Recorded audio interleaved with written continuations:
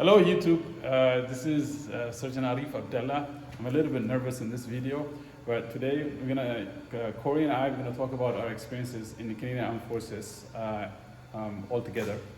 So my story goes that when I first arrived in Canada, a few years later, my cousin ended up taking me to recruiting center, and at that recruiting center, he was taking his test that day, and this soldier corporal comes up and tried to convince me to join the forces. And most of the time, like, he was persistent at me. And I told him I'm a skinny boy, you know, what I'm gonna do in the forces. And he's like, oh yeah, you know, he caught on that, and he's like, if you're skinny, you can gain weight and you can be very fit in the military, and the lifestyle allows you to do that, right? So I signed up to that, and I did it through high school as a reservist. And then eventually I became part of my life, and I decided to join as a Air Force in 2005 as an electronics air telecommunication information systems technician, so ATIS. Now, I did 4 years in Comax. I was working at Air Base as a telephone technician. Basically, I was mostly working on telephone, and eventually ended up with the Navy and in Borden with the Army. Now I'm here at CIFC. Now, that would be 18 years since 2005. So within that 18 years, I do not have the opportunity to serve Canada in deployments, but I've been a few places doing different things, but not Afghanistan or anything like that. I joined at the height of 2005, which is Afghanistan. And then from there, I think my security clearance took too long to come through. But that's the point about me joining the forces. Now, what's my experience in the forces? Actually, today we're talking about 3 parts in this, right? Like our how we joined the forces, and then what's the best thing about being in the military? Like, what do you get out of it personally? Right. And then real estate tied to being in the forces, because these are our main subjects. I'm going to talk about those things, and then I'm going to move on to Corey, right? Sounds good. So now, my experience, what I like about the military, what's fascinating, how has the military been such a great thing for me, right? I'm not going to talk about any negative, but just focus on the positive. Now, the best thing that I took out of the military is that I was able to meet such a diverse people in the forces. I'm not talking about ethnic diversity. I'm talking about diverse in so many different kind of people. So, for example, when I was in Comax, I met some of my peers who were into cars. I ended up learning how to rebuild a car. Like, that was fascinating. I grew up in Africa. Yeah. You know, barely have barely touch cars, right? And I was able to rebuild Prius from scratch. Took it apart and rebuilt Prius. I met people who are into stock market, and they're fanatic about stock markets. And I learned something there, but I never got into finance side of things. First time I was inspired about building a house was my peer, who was a female. She said, I'm going home today to work on my house. And I'm like, what are you talking about? Work on a house? Like, I'm building a house, a new house. And she didn't know, and she inspired me. So you meet a lot of people in the forces that, without them knowing, that you get inspired. Yeah. You inspired, and then you inspired people too. You never know you inspired someone. And I was in England, and this guy was talking about crypto in 2018, non-stop. And I'm telling this guy, when is he gonna shut up? Shut up, man. He's like, we're talking about crypto 24/7. And then, I don't know what happened, but he had over $2,000 invested in crypto. Yeah. And I don't know what that Well, if number it's is. Bitcoin, he's pretty wealthy Yeah, today. yeah. In today's So, market. but I ignored it at that time because it was not my interest. But I'm saying, this just shows the numbers of types of people you meet in the forces is extremely diverse, and it's the wealth of information you gain. Like, the person I became, you know, the person I am today in terms of wealth of knowledge that I have, is way different. I would never imagine I would get anywhere else. So I have zero regret being in the forces. And that's mainly because of the people that I've been with. And also, the other thing is also travel. Like, my kids have experience living in different parts of Canada, Canada is like, to me, is like one big city, right? We move so much, especially as it is like every 4 years. Yeah. We move from town to town, meet so many different communities. My wife has friends from all over the country. So when we travel to visit anywhere, like we have places to go because we gain friends from all different kind of communities, right? That has been an amazing thing being in the forces for me. Now, real estate. I mean, so I think Corey, I'll give you that part about real estate. You know more than me, like when we move, what happens in the forces, that us will end up getting into the real estate part of the being in the forces. A lot of people know that. Now, I'm gonna move on to Corey, and Corey's gonna tell us his experience and how he joined. And Okay. all right. Hi, YouTube. How you doing? I'm Sergeant Corey Wallace. I joined in 2004, but that was after a brief stint in college where I went to Sioux College to become a commercial aviation pilot. That was in, actually, that was in the year 2000 when I was in college, and I ended up not succeeding into the next year, and I dropped out.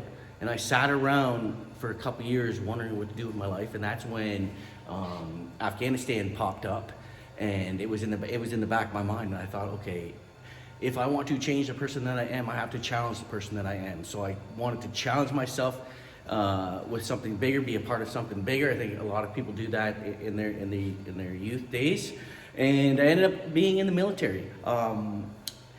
One thing that I learned about being in the military is that Canada has an abundance of resources. It's massive. And like Arif was saying, it's like one big city. So you can get like complacent in your way of thinking. But because Canada is so abundant and there's so many resources, you want to be able to tap into that. And when you initially join the military, you're kind of like in the system and you're moving around, it's one of those things that you're not really prepared for. But the military gives you these opportunities to prepare for life in general, such as real estate. But let me just backtrack a little bit about some of the benefits that are the best thing about being Canada. Like I said, it's very abundant, and we don't want to take things for granted. And we volunteer to be in the Canadian Armed Forces. It's not you're not drafted in. It's literally has to be determined by the individual to volunteer their time and make that ultimate sacrifice. And in the beginning, I got many tours, and I traveled the world. I went to Afghanistan, You've been to Kuwait. Afghanistan 5 times, right? I've been to Afghanistan 3 times. Yeah, okay. Kuwait. I was there for Libya. I was there to engage in many of the scenario or the combat operations that Canada was in as a signal operator. And during that time, I was able to build enough wealth and credit to start thinking about owning my own home. And that's where I started. I started off, I lived in a trailer, and then I moved, and then you move in the military, they give you all these benefits that they will pay for your real estate agent. They will pay for your land transfer fees. They do everything to make it seamless for when you move to another city or occupation. And then in that is when I realized that I have to be able to be the one that builds it myself. At first I was doing getting developers, but then they were taking too much off the top. And then that's when I met Arif, and he had told me about him building his own home. We build it on a weekend, after work, Right. all that kind of stuff. But also with real estates, like you get to move, right? Like Right. in the forces, when we move from city to city, we get to sell our houses, and then we don't pay real estate fees on that. They say if we sold, they say for 500,000, and real estate people take 3%. That part is covered by Yeah, the that part is forces, right? covered. Yeah. So you get to build equity, and there've been chances. Many of my friends made money by moving from town to town, but also there are a few instances other people lost. For example, in Edmonton, Yeah. some people lost big time. The military tried to help, but they will still be at the end a little bit lost. But the case, majority of the time, people will end up owning a house in the forces due to the Right. fact that moving around and stuff So, like that. so what you say is moving around, I found it hard to sell my homes in the past. So I thought in my last move, let me have something built that somebody wants. So I did that in my last house and it went really well. And then when I came here and I met a Reef, we're like, hey, we can even do better than that. We can build an even better house that sells, Yeah. that's more updated, that has more efficient housing. Yeah. And we do it ourselves and we cut all those middlemen costs. Yeah. And that's the big key about the success that we're gonna have. The other thing, just to close it on the military part, about like Canada is massive, and we don't take things for granted. Joining the military, you see everybody from Newfoundland, they have their own accents, all the way to Quebec, they speak French, Yeah. all the way to BC, I and love then you meet other people that are from Africa and from Ethiopia, Yeah. the cradle of civilization, Yeah. where the mind is open and you have to do things yourself. Yeah. I never knew that I would meet somebody from Ethiopia until I met a Reef. I grew up in a town called Bredoa, Ethiopia. I Yeah. lived in a small village, play soccer every day, came home and stuff.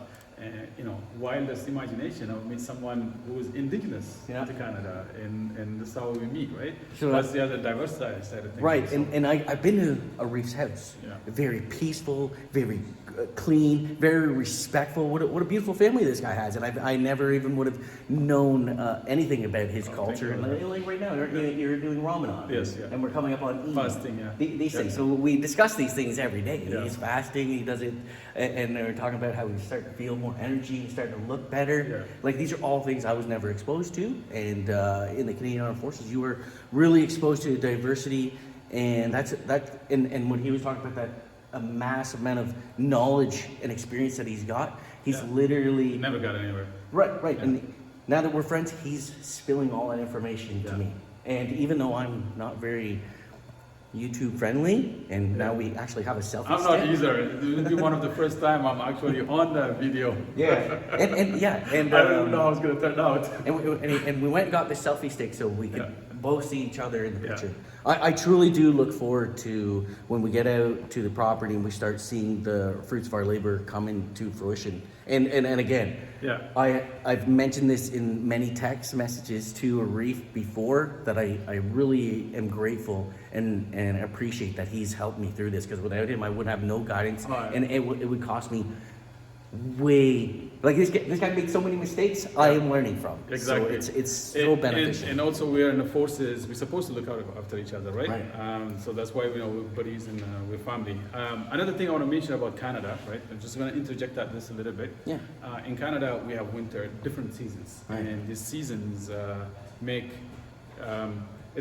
our life a little bit expensive, because you're spending a lot of money in winter time on your cars. Cars break down every season. It tires makes and- us stronger though too. It makes us stronger. There's a lot of more expenses to just season after season in Canada. So when you're constructing your house, if you think about making it so efficient, right?